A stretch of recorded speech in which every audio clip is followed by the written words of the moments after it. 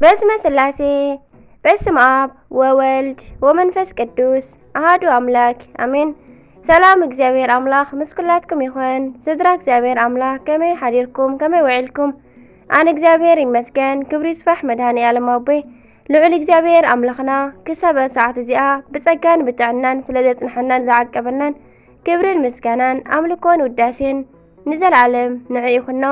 ከምኡውን ነታረሬት ህሊና ቅድስተ ቅዱሳን ንጽህተ ንጽሃን ወላዲት አምላኽ ወላዲት ቃል ዝኾነት ቅድስቲ ኪዳነ ምሕረት ኣደይ ቅዱስ ወዳ ብዝሃባ ክብርን ምስጋናን ውዳሴን ይብጽሐያ።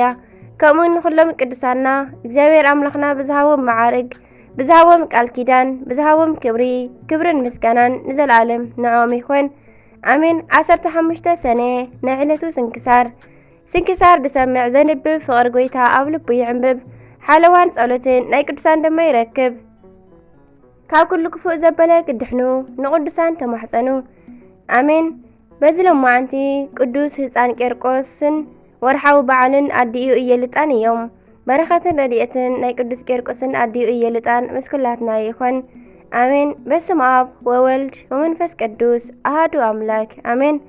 እንኳዕ ናብ ሰማዕት ቅዱስ ሚናስ ዓመታዊ ናይ ቅዳሴ ቤት በዓል ብሰላም ኣብጽሐና አሜን። ቅዱስ ሚናስ ምእመን ሰማዕት እዩ። ቅዱስ ሚናስ ወይ ከዓ ማር ሚና ካብ ኣብ ምድረ ግብፂ ተፈተውቲ ካብ ዝኾኑ ሰማዕታት ወና እዩ። ልክዕ ኣብ ሃገርና ድማ ቅዱስ ጊዮርጊስ ፍሉይ ቦታ ኣሎ። ግብፃውያን ድማ ንማር ሚናስ ፀዊዖም ኣይጸግብዎን እዮም። ምክንያቱ ካብቶም ዓበይቲ ሰማዕታት ሓደ ብምዃኑ ስጋብ ሕጂ ንእዝንን ንዓይንን ድንቂ ዝኾኑ ተኣምራት ስለ ዝሰርሕ እዩ። ብፍላይ ንዝሓመመ ንዝደኸመን ንዝተጨነቐን ፈጣን ረዳኢ እዩ። በዓል ጽቡቕ መድኃኒትን ፈዋስን ኣማላድን እዩ። ኣብ ውሽጢ ግብፂ ነዚ ቅዱስ ዘይፈልጥ ሰብ እንተረኺብካ ንሱ ኦርቶዶክሳዊ ወይ ከዓ ተዋህዶ ኣይኮነን ማለት እዩ ክበሃል እውን ሰሚዕና ኢና። ንቅዱሳን ግቡእ ክብሪ ብምሃብ ታሪኾም ብምጽሓፍ ብምጽናዕ ብመጽሔት ብፊልምን ብዝተመሳሰለን ንህዝቢ ብምፍላጥ ግብፃውያን ካባና ብዙሕ ርሕቐት ከይዶም እዮም። ሎሚ ከማን ንጥቀመሉ ዘለና ስንክሳር 80 ካብ 100 ዘቐረብዎ ንሶም እዮም። ኣቦታትናን ኣዴታትናን ኢትዮጵያውያን ቅዱሳን ግን መብዛሕቲኦም ተረሲዖም ተሪፎም እዮም። መጽሓፈ ገድሎም እውን ብልዒ በሊዕዎ እዩ። ሎሚ ድማ እዚ ዕዮ ገዛ ናትና ጥራዩ። ናብ ዝቐደመ ነገርና እሞ ንመለስ። ቅዱስ ሚናስ ትርጉሙ ተኣማንን ብሩኽን ማለት እዩ። ኣብ 300 ክፍለ ዘመን ዝነበረ ካብ ወገን ሕያወት ስድራ ክርስቲያን እዩ።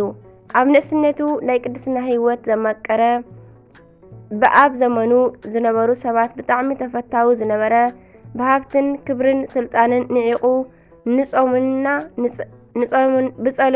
ብጾምና ብጸሎትን ዝተወሰነ እዩ። ኣብ መጨረሻ ድማ ብክርስቶስ ስለ ዝኣመነ ዓላውያን ዘይኣመንቲ ዝቐተልዎ ሰማዕት እዩ። ንሱ ሰማዕት ድሕሪ ምዃኑ ድሕሪ ብዙሕ ዘመናት ምእመናን ክቡር ኣካሉ ደልዮም ሰኣንዎ። ዝግለጸሉ ግዜ ኣብ ዝበጽሐ ግን ንሱ ኣብ ዝተቐበረሉ ምድረ በዳ ናይ ኣባጊዕን ናይ ጓሶት መውዓልን ስለ ዝነበረ ተኣምራት ገበረ።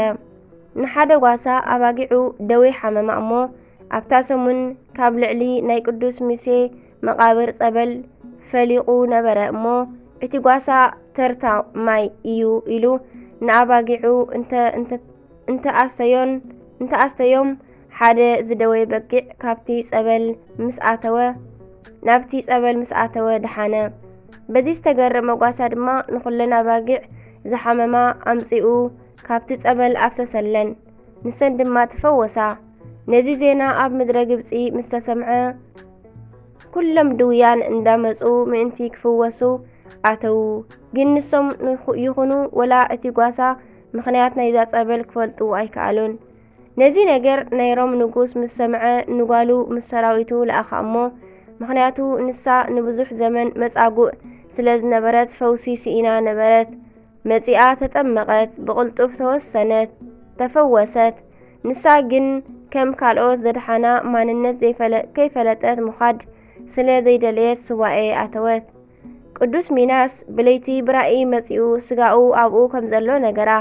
ንሳ ድማ ነቲ መሬት ኣፍሒራ ናይዚ ቅዱስ ኣካል ብኽብሪ ኣውጻኣቶሞ ድሕሪኡ ብናይ ንጉስ ትእዛዝ እቲ ምድረ በዳ ከተማ ንኽኸውን ተቐየረ።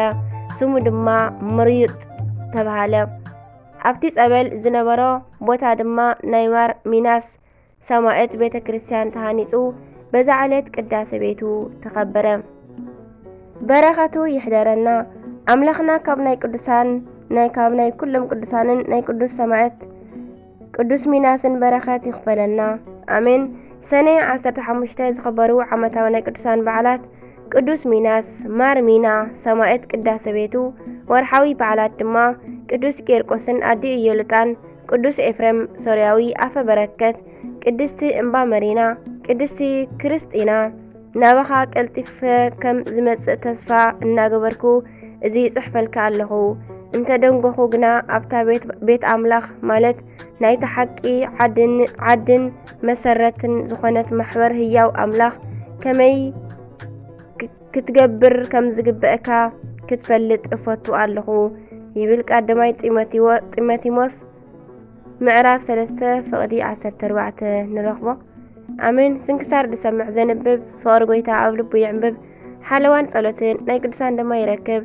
ዝክረ ጻድቅ ለዓለም የሉ ዝኽሪ ናይ ጻድቅ ንዓለም እዩ ዝነብር። ካብ ኩሉ ክፉእ ዘበለ ክድሕኑ ንቅዱሳን ተማሕፀኑ። ዝወደቐ ዝነጠበ ቃል ኮነ ዜማ ፊደል በኣፈ ቅዱሳን ትጓን መላእክት ይተኣርመለይ። ወስብሐት ለእግዚአብሔር ወለወላዲቱ ድንግል ወለመስቀሉ ክቡር አሜን አሜን ለይኩን።